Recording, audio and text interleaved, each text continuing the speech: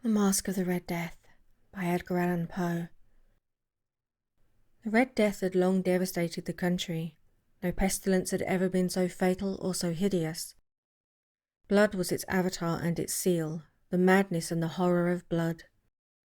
There were sharp pains and sudden dizziness, and then profuse bleeding at the pores with dissolution. The scarlet stains upon the body, and especially upon the face of the victim, were the pest ban which shut him out from the aid and from the sympathy of his fellow men. And the whole seizure, progress, and termination of the disease were incidents of half an hour. But Prince Prospero was happy and dauntless and sagacious. When his dominions were half depopulated, he summoned to his presence 1,000 hale and light-hearted friends from amongst the knights and dames of his court, and with these retired to the deep seclusion of one of his crenellated abbeys. This was an extensive and magnificent structure, the creation of the prince's own eccentric yet august taste. A strong and lofty wall girdled it in. This wall had gates of iron. The courtiers, having entered, brought furnaces and massy hammers and welded the bolts. They resolved to leave means neither of ingress or egress to the sudden impulses of despair or of frenzy from within. The abbey was amply provisioned. With such precautions the courtiers might bid defiance to contagion. The external world could take care of itself. In the meantime it was folly to grieve or to think. The prince had provided all the appliances of pleasure. There were buffoons, there were improvisatori, there were ballet dancers, there were musicians, there was beauty, there was wine. All these and securely were within. Without was the Red Death. It was towards the close of the 5th or 6th month of his seclusion that the Prince Prospero entertained his 1,000 friends at a masked ball of the most unusual magnificence. It was a voluptuous scene, that masquerade, but first let me tell of the rooms in which it was held. There were 7. An imperial suite. In many palaces, however, such suites form a long and straight vista, while the folding doors slide back nearly to the walls on either hand, so that the view of the whole extant is scarcely impeded. Here the case was very different, as might have been expected from the Duke's love of the bizarre. The apartments were so irregularly deposited that the vision embraced but little more than one at a time. There was a sharp turn, at the right and left, in the middle of each wall. A tall and narrow Gothic window looked out upon a closed corridor, of which pursued the windings of the suite. These windows were of stained glass whose colour varied in accordance with the prevailing hue of the decorations of the chamber into which it opened. That at the eastern extremity was hung, for example, in blue, and vividly blue were its windows. The second chamber was purple in its ornaments and tapestries, and here the panes were purple. The third was green throughout, and so were the casements. The fourth was furnished and lighted with orange, the fifth with white, the sixth with violet. The 7th apartment was closely shrouded in black velvet tapestries that hung all over the ceiling and down the walls, falling in heavy folds upon a carpet of the same material and hue. But in this chamber only, the colour of the windows failed to correspond with the decorations. The panes were scarlet, a deep blood red. Now in no one of any of the 7 apartments was there any lamp or candelabrum, amid the profusion of golden ornaments that lay scattered to and fro and depended from the roof. There was no light of any kind emanating from lamp or candle within the suite of chambers. But in the corridors that followed the suite there stood, opposite each window, a heavy tripod, bearing a brazier of fire, that projected its rays through the tinted glass, and so glaringly lit the room. And thus were produced a multitude of gaudy and fantastic appearances. But in the western or back chamber the effect of the firelight that streamed upon the dark hangings through the blood-tinted panes was ghastly in the extreme, and produced so wild a look upon the countenances of those who entered, that there were few of the company bold enough to step foot within its precincts at all. It was within this apartment also that there stood against the western wall a gigantic clock of ebony.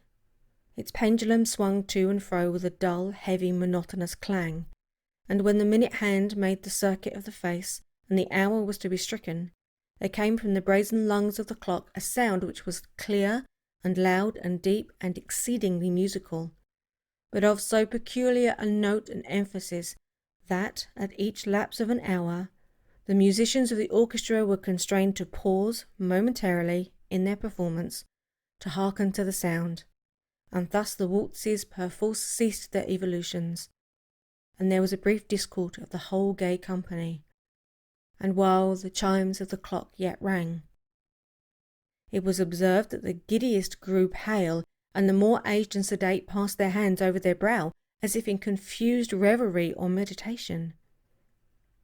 But when the echoes had fully ceased, a light laughter at once pervaded the assembly. The musicians looked at each other and smiled, as if their own nervousness and folly, and made whispering vows, each to the other, that the next chiming of the clock should produce in them no similar emotion. And then, after the lapse of 60 minutes, which embraced 3,600 seconds of time that flies, there came yet another chiming of the clock, and then with the same disconcert and tremulousness and meditations as before. But in spite of these things, it was a gay and magnificent revel. The tastes of the Duke were peculiar. He had a fine eye for colour and effects. He disregarded the decora of mere fashions. His plans were bold and fiery, and his conceptions glowed with barbaric lustre. There were some who would have thought him mad. His followers felt that he was not. It was necessary to hear and see and touch him to be sure he was not. He had directed in great part the movable embellishments of the 7 chambers upon occasion of this great fete, and it was his own guiding taste which had given character to the masqueraders. Be sure they were grotesque. There was much glare and glitter and piquancy and phantasm, much of what had been seen in Hernani. There were arabesque figures with unsuited limbs and appointments. There were delirious fancies such as the madman fashions. There was much of the beautiful, much of the wanton, much of the bizarre, something of the terrible, and not a little of that which might have excited disgust. To and fro in the 7 chambers stalked, in fact, a multitude of dreams. And these the dreams, writhed in and about, taking hue from the rooms and causing the wild music of the orchestra to seem as the echo of their steps. And anon there strikes the ebony clock which stands in the hall of the velvet, and then for a moment all is still, and all is silent save the voice of the clock. The dreams are still frozen as they stand, but the echoes of the chime die away. They had endured but an instant, and a light half-subdued laughter floats after them as they depart. And now the music swells, and the dreams live and writhe to and fro more merrily than ever, taking hue from the many-tinted windows through which streams the rays of the tripods. But to the chamber which lies most westwardly of the 7, there are now none of the maskers who venture, for the night is waning away, and there flows a ruddier light through the blood-coloured panes, and the blackness of the sable drapery appalls, and to him whose foot falls on the sable carpet, there comes from the near clock of ebony a muffled peal more solemnly emphatic than any which reaches the ears who indulge in the more remote gaieties of the other apartments. But these other apartments are densely crowded, and in them beat feverishly the heart of life, and the revel went whirringly on, until at length there commenced the sounding of midnight upon the clock. And then the music ceased, as I have told, and the evolutions of the waltzers were quieted, and there was an uneasy cessation of all things as before.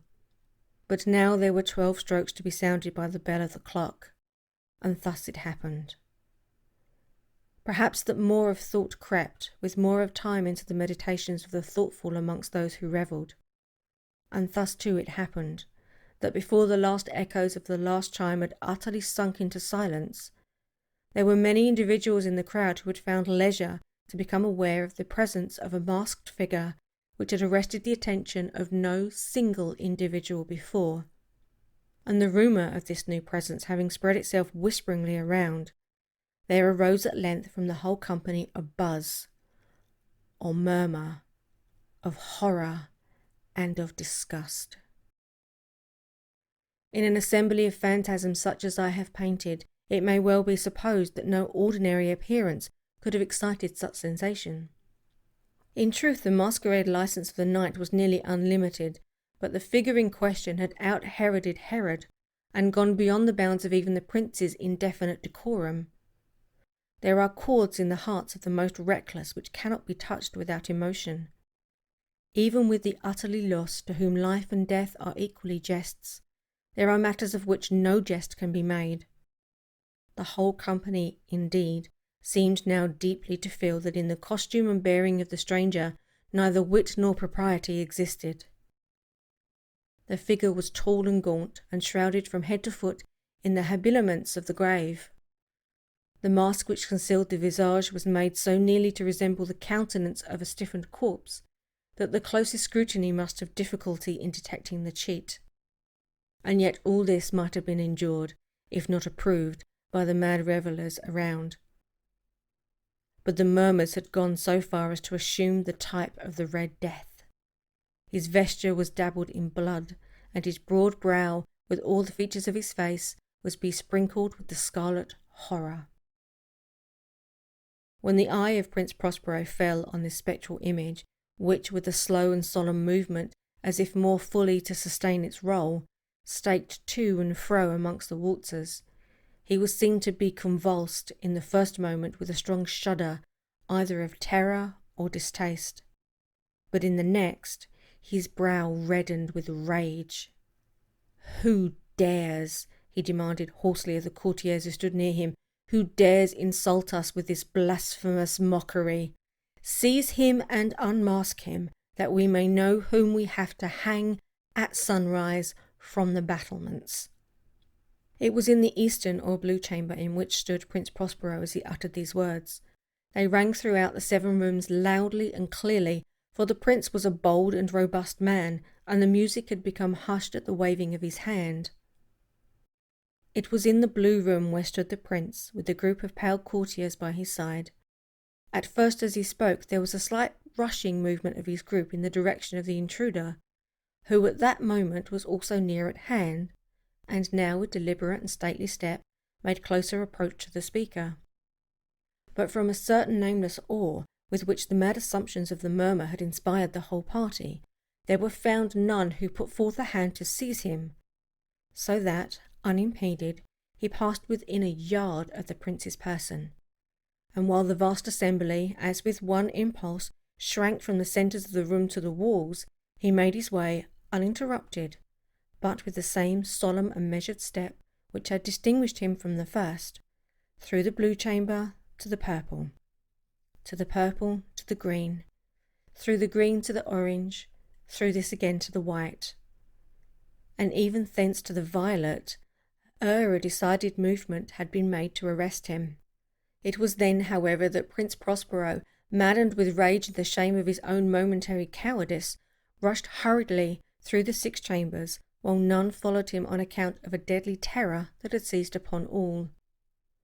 He bore aloft a drawn dagger, and had approached in rapid impetuosity to within 3 or 4 feet of the retreating figure, when the latter, having attained the extremity of the velvet apartment, turned suddenly and confronted his pursuer. There was a sharp cry, and the dagger dropped gleaming upon the sable carpet, upon which most instantly afterward fell prostrate in death the Prince Prospero. Then, summoning the wild courage of despair, a throng of the revellers at once threw themselves into the black apartment, and seizing the mama, whose tall figure stood erect and motionless within the shadow of the ebony clock, gasped in unutterable horror at finding the grave cerements and corpse-like mask, which they handled with so violent a rudeness, untenanted by any tangible form.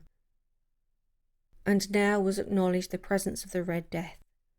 He had come like a thief in the night, and one by one dropped the revellers in the blood-bejewelled halls of their revel, and died each in the despairing posture of his fall.